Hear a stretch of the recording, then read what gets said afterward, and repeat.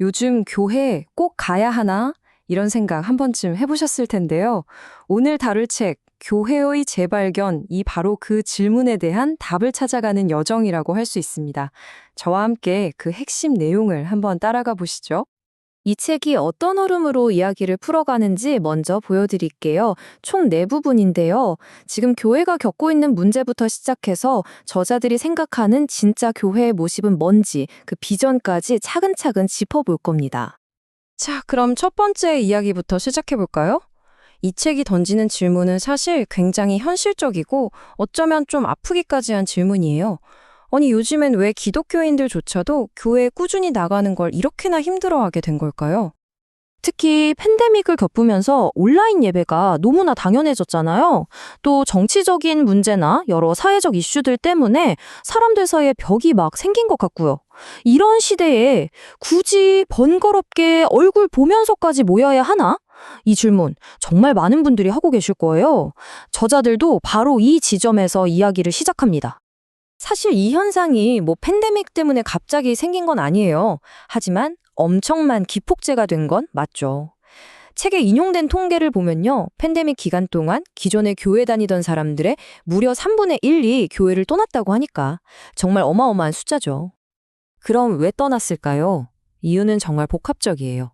정치적인 견해가 너무 달라서 저 사람이랑은 한 공간에 있기도 싫다 이런 분열도 있고요. 또 그냥 사람들 만나는 게 어색하고 불편한 것도 있죠. 무엇보다 집 소파에 편하게 누워서 예배드리는 게 훨씬 편하잖아요?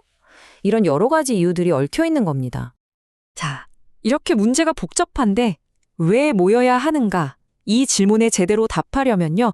한 걸음 뒤로 물러나서 더 근본적인 질문을 던져봐야 합니다. 바로 교회란 도대체 무엇인가 하는 거죠. 우리가 교회에 대해 갖고 있던 생각부터 한번 점검해 볼 필요가 있다는 겁니다. 교회를 다시 발견하기 위한 첫걸음, 그건 바로 우리의 오해를 깨는 거예요. 교회는 그냥 일요일마다 가는 어떤 근사한 건물이 아니고요.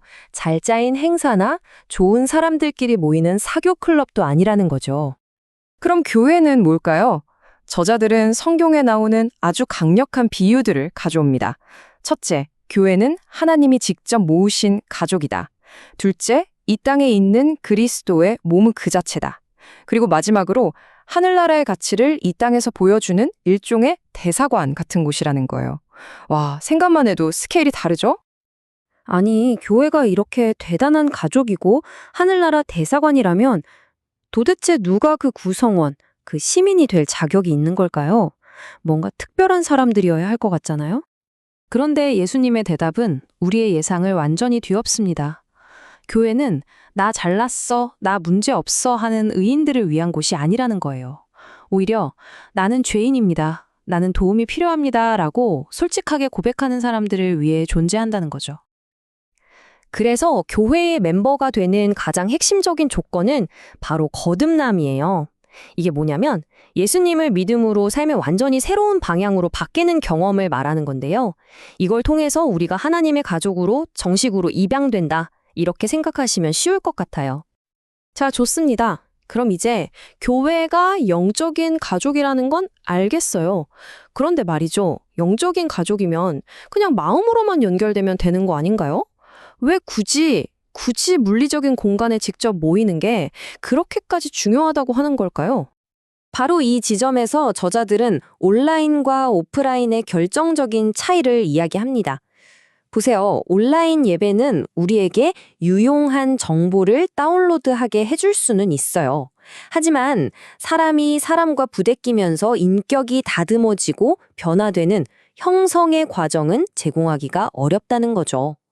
그냥 머리로 아는 것과 삶으로 살아내는 건 완전히 다른 차원이니까요. 그리고 무엇보다 중요한 건 예수님의 약속입니다. 두세 사람이 내 이름으로 모인 바로 그곳에 나도 함께 있겠다. 이 약속은요, 우리가 물리적으로 함께 모일 때 경험할 수 있는 아주 특별한 임재를 말하는 거예요. 이건 그냥 혼자 온라인으로 영상을 보는 것과는 비교할 수가 없는 거죠. 바로 이렇게 사람들이 실제로 모일 때 세상의 방식과는 전혀 다른 아주 놀라운 공동체가 탄생하게 됩니다. 세상이 만들어내는 온갖 분열과 갈등을 뛰어넘는 그런 공동체 말이에요. 한번 상상해 보세요. 세상에서는 보통 끼리끼리 모이잖아요. 인종, 정치 성향, 소득 수준, 취미, 뭐 이런 걸로요. 그런데 예수님의 교회는 완전히 다릅니다. 당시 로마에 빌붙어서 동족의 피를 빨던 세리 마태, 그리고 그 로마를 무력으로 뒤엎으려 했던 혁명가 시몬. 이 둘은요, 현실에선 서로 칼을 겨누도 이상하지 않을 원수지간이에요. 그런데 그리스도 안에서 이 두 사람이 한 가족이 됩니다. 이게 바로 교회의 신비라는 거죠. 자, 이제부터는 이 책에서 어쩌면 가장 불편하고 또 가장 도전적으로 느껴질 수 있는 부분으로 들어가 보겠습니다. 바로 교회 멤버십과 권징이라는 제도인데요. 저자들은 이 공식적인 구조들이 사실은 사랑의 표현이라고 아주 단호하게 주장합니다.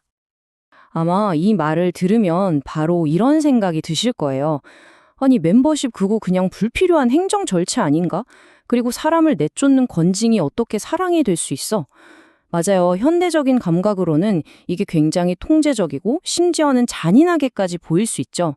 저자들도 이걸 잘 알고 있습니다. 이걸 제대로 이해하려면 먼저 우리가 생각하는 사랑의 개념부터 다시 점검해야 합니다. 세상이 말하는 사랑은 보통 판단하지 않고 기분 좋게 해주고 갈등을 피하는 것이잖아요. 하지만 성경이 말하는 사랑은 좀 달라요.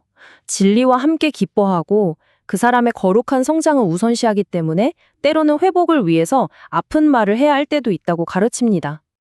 그런 관점에서 보면 교회 멤버십은 무슨 회원권 같은 게 아니에요. 이건 오히려 결혼 서약과 비슷합니다. 나는 이 교회 공동체의 돌봄과 책임을 받겠습니다. 그리고 나 또한 이 공동체를 돌보고 책임지겠습니다라고 서로 공식적으로 약속하는 거죠. 이 약속이 있어야 진짜 깊은 관계가 가능해지니까요. 교회 권징도 마찬가지예요. 이건 절대로 벌을 주거나 망신을 주려는 게 아닙니다. 자기 파괴적인 죄에 깊이 빠져서 헤어나오지 못하는 가족 구성원을 어떻게든 구하기 위한 사랑에서 비롯된 마지막 몸부림인 거죠. 그래서 성경은 아주 신중한 단계를 거치도록 하고 있습니다. 결국 핵심은 이겁니다. 진짜 사랑에는 책임과 경계가 필요하다는 것. 멤버십과 권징은 교회를 통제하는 족쇄가 아니라 오히려 우리가 서로에게 상처 주지 않고 솔직하게 자신을 드러내며 성장할 수 있도록 지켜주는 안전한 울타리, 즉 사랑의 구조물이라는 겁니다. 궁극적으로 이 책이 우리에게 보여주는 교회의 모습은 바로 이 한 문장으로 요약될 수 있을 것 같아요. 교회는 성인들을 위한 박물관이 아니라 죄인들을 위한 병원이다. 완벽한 사람들이 모여서 자기 의의를 자랑하는 곳이 아니라 다들 부족하고 상처 입은 사람들이 모여서 하나님의 은혜로 함께 치유받고 회복되어 가는 곳. 그게 바로 진짜 교회라는 거죠. 자, 이 책의 마지막 질문을 여러분께도 던지면서 마무리하고 싶습니다. 만약 우리가 다니는 지역 교회가 정말로 이 세상과는 다른 가치를 추구하는 하늘나라의 대사관이라면 그 교회에 내 삶을 헌신하고 깊이 뿌리내리는 것이 우리의 일상을 그리고 이 세상을 살아가는 방식을 어떻게 바꿔놓을 수 있을까요? 교회를 재발견한다는 건 단순히 교회 건물로 돌아가는 것 그 이상의 의미가 있습니다. 바로 지금 여기에서 하늘나라 시민으로 살아가는 법을 배우는 것. 그것이 바로 이 책이 우리에게 던지는 최종적인 도전입니다.